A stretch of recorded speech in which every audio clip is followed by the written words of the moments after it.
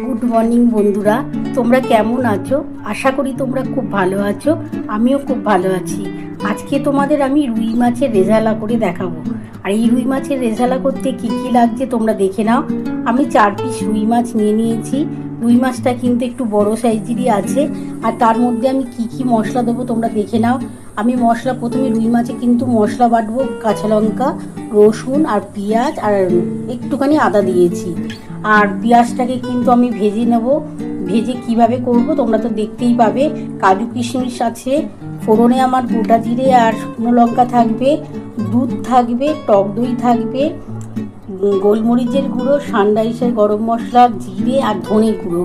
এই দিয়েই আজকে আমি রেজালা করব, তোমরা দেখতে থাকো। বন্ধুরা দেখো, আমি এই রেজালা করার জন্য কি কি দিচ্ছি। কাঁচা লঙ্কা, রসুন, একটু আদা আর এই পেঁয়াজ একটুখানি পেঁয়াজ কুচিয়ে দিয়েছি। এটা কিন্তু আমি বেটে নেব। বেটে নেওয়ার পর তারপর তোমাদের দেখাচ্ছি রান্নাটা কীভাবে করব। বন্ধুরা দেখো, আমি কিন্তু কড়াটা বসিয়ে নিয়েছি। আর এই রুই মাছের রেজালা করতে কিন্তু আমি সাদা তেল ব্যবহার করব। আমি কিন্তু এটা সর্ষের তেলে করব না। দেখো, আমি অল্প করে সাদা তেল দিয়ে দিলাম। মাছটা একটু সাইজে বড় আছে বলে একটু তেল বেশি দিলাম। এবার এই যে মাছটা দেখো, এই মাছের মধ্যে একটুখানি নুন দিয়ে দেবো। অল্প একটু নুন দিয়ে দিলাম। এটা কিন্তু পুরোটাই সাদা হবে। এটা কিন্তু কোনো হলুদ বা লাল কালারের মাছটা হবে না। এটা পুরোই একদম সাদা হবে। বন্ধুরা দেখো, আমি কিন্তু নুনটা দিয়ে দিয়েছি। আর এইটা পুরো সাদাই রান্না হবে, কোনো হলুদ দেবো না।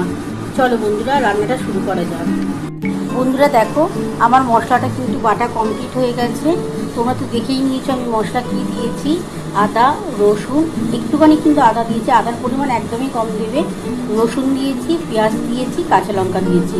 এটাই আমি আজকে বেটেছি। আর আমি সাদা তেলে রান্নাটা করব। চলো বন্ধুরা দেখো, আমার তেলটা কিন্তু গরম হয়ে গেছে।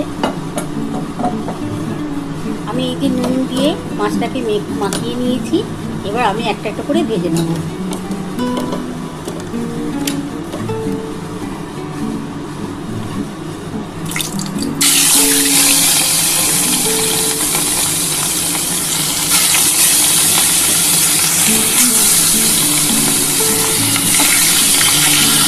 বন্ধুরা এরপর আমি কিন্তু দেখো, পেঁয়াজ, আদা, রসুন এটা তো বেটে রেখেই দিয়েছি। আদা, পেঁয়াজ, রসুন, কাঁচা লঙ্কা।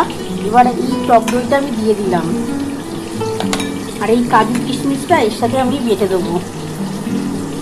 বন্ধুরা দেখো, আমার তো এই যে দই